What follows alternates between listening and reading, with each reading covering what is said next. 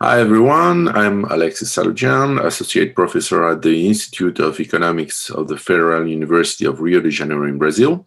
And I will discuss the following topic with you, state and its role during the COVID-19 pandemic in Brazil. So the first point is why discuss this topic? And when we take into account the Brazilian case, we understand that there is a paradox with very liberal policies, but also some cash transfers paid by the state at the federal level.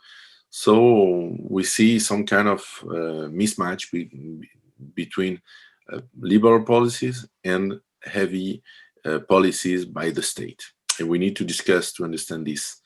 The key elements of the discussion, that is the theory, the policies, the special case of Brazil when we consider the role of the state in economic development, and also the special case of Brazil during the pandemic. So this is what we will discuss in three points of the presentation. First, the various theories concerning the state in economic development, then the state and the public policies in economic development, the case of Brazil. And last but not least, the COVID-19 pandemic and the state's actions and policies in Brazil. So the first point, the state actions and the state policies and economic development theories.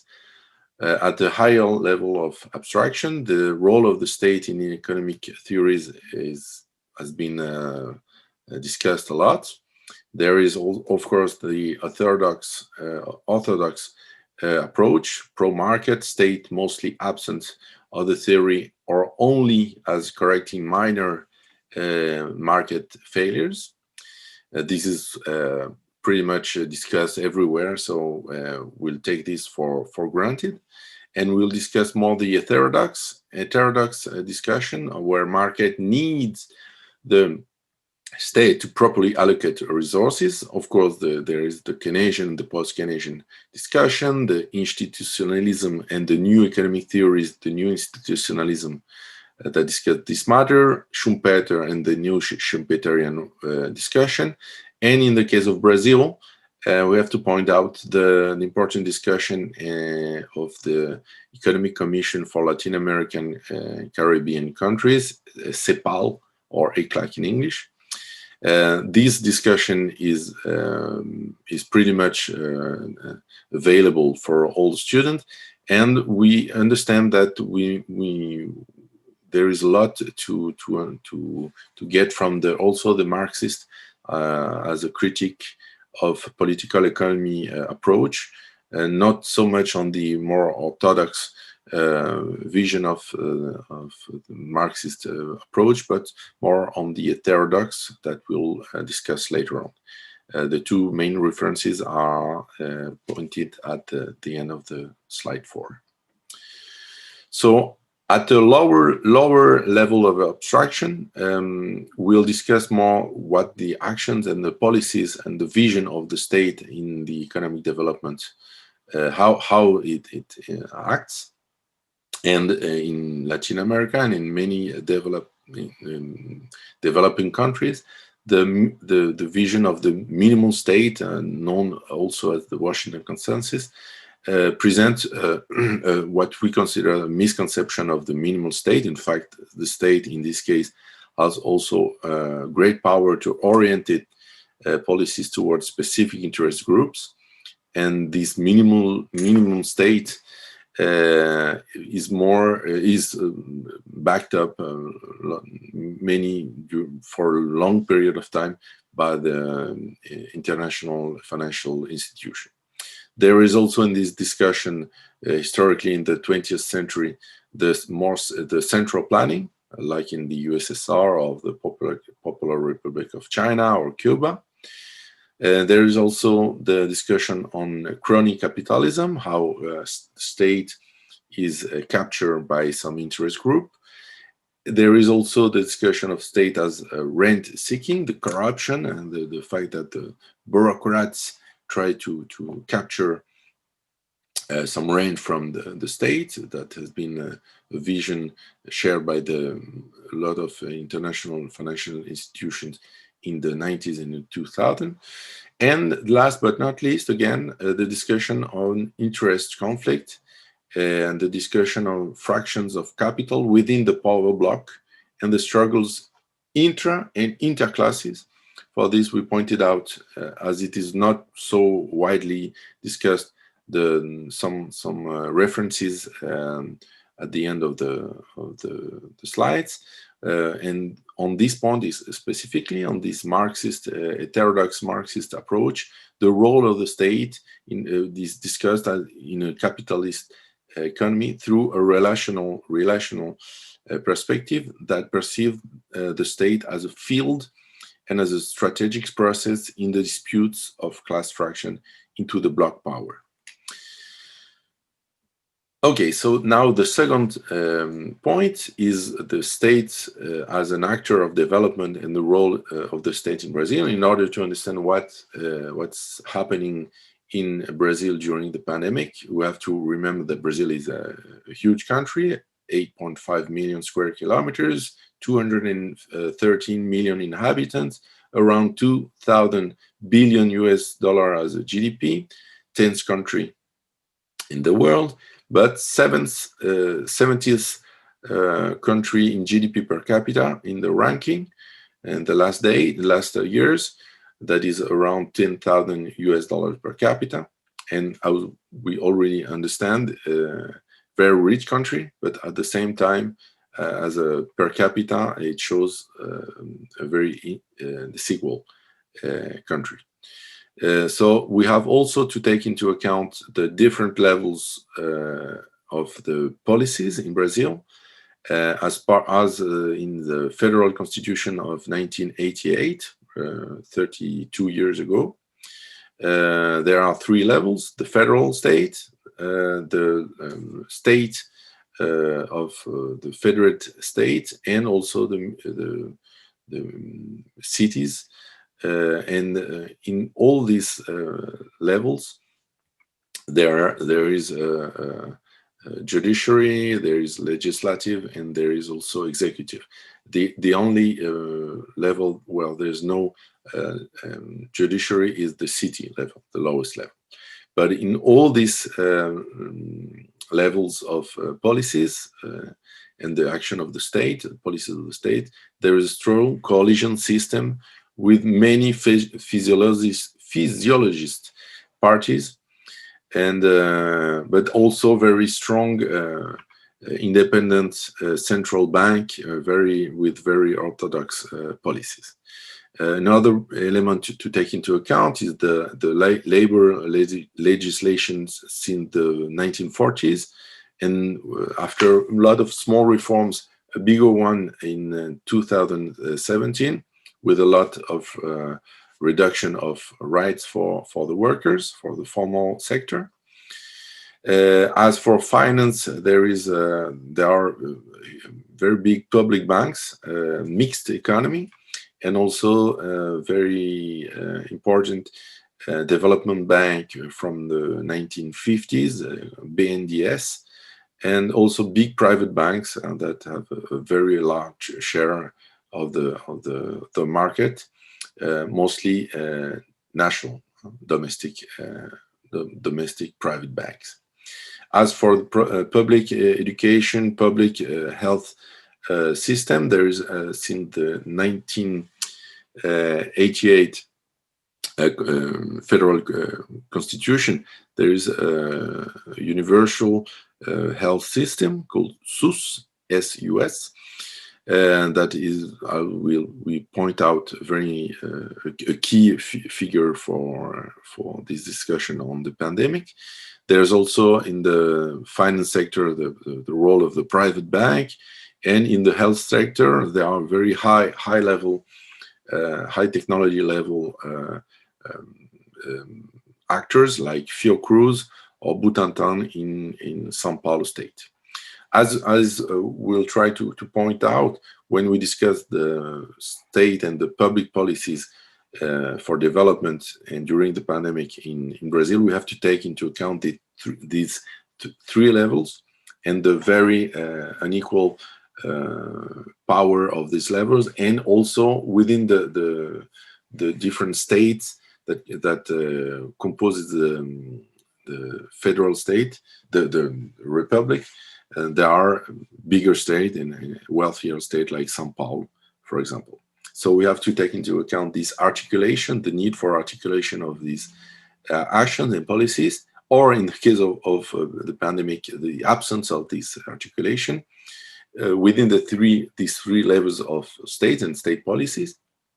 In reference one, you'll have discussion how to act with the three levels, and also within the different social fields, health, security, for violence, education, and employment. So this has to be taken into account when we discuss all the state policies and the public policies in economic development in Brazil. Now, last point, last but not least, on the COVID-19 pandemic and the state actions and policies in Brazil.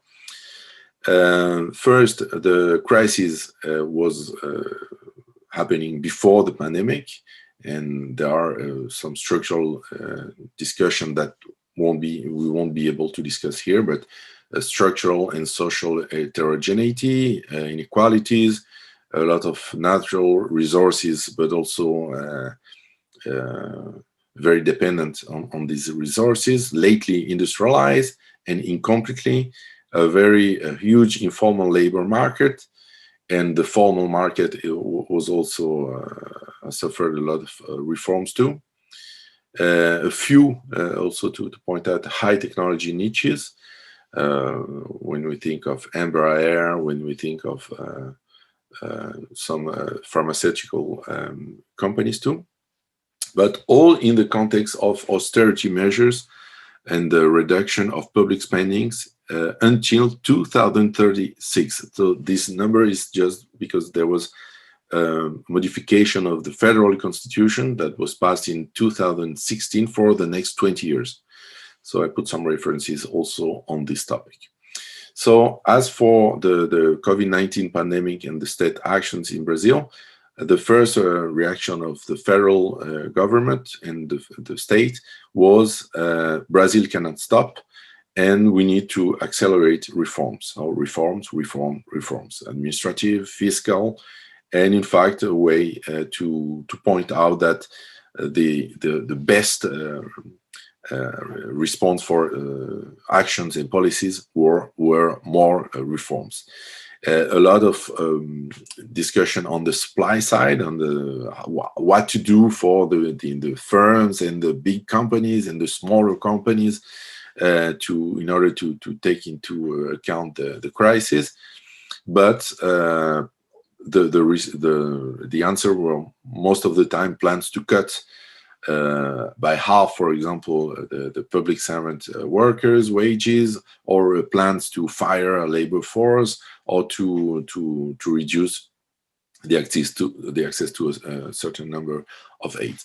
But rapidly, this discussion on reforms had to tackle down a problem that was for a huge percentage of the Brazilian population, a problem to have enough resources just to keep on living.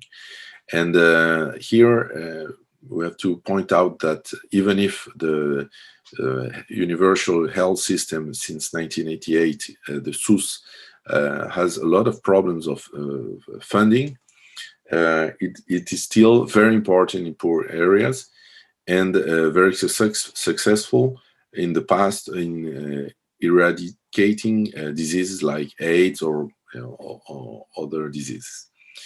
But it's underfunded, and most of the workers were unable, even if the federal government promoted the back to normal life, even during the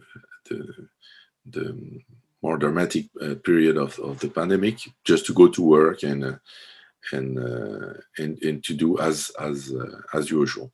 and this has a lot of consequences for the formal workers and even more for the informal workers. So I point out some references, also some studies showing the inequality and the fact that informal workers and the workers in the formal sector with the lowest rights has been impact and has been very harshly impact with the COVID, and the federal government was not very much aware on this part of the workers. But as I pointed out, there is also a very important informal worker sector, almost 50% of the workforce. And there we can point out also some very high heterogeneity and inequality, with what some studies show as two curves. It means an index for protection against the coronavirus, for example, the reference one that is on the last part, on the reference elements. So one of the most striking contradiction for this liberal state or liberal state policies is that in the midst of the pandemic, saying that reforms will solve the economic problem and would be a great opportunity to solve and to solve the Brazilian economic problems that were lasting for decades. There was a huge discussion on emergency money transfer, cash transfer. Almost 90 million people asked for this aid out of 213 million people, almost 50%, a little less.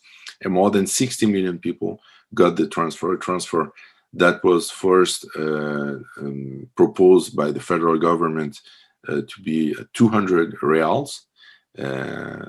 Just remembering that the minimum wage for a formal worker is 1,000, so 1/5 of the minimum wage, only for 3 months. And then there was a discussion in the legislative sector and level, and it was 600 reals for 3 months, extended to 5 months, and then a regressive amount until the end of year 2020.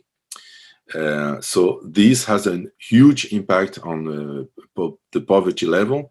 So the next point we are pointing out is that this has a huge effect on legitimacy of the far-right government, the liberal government, and a paradox because it helped reducing poverty, and it's the exact opposite of what happened in many, not all, but central countries experience, as in France, the statistical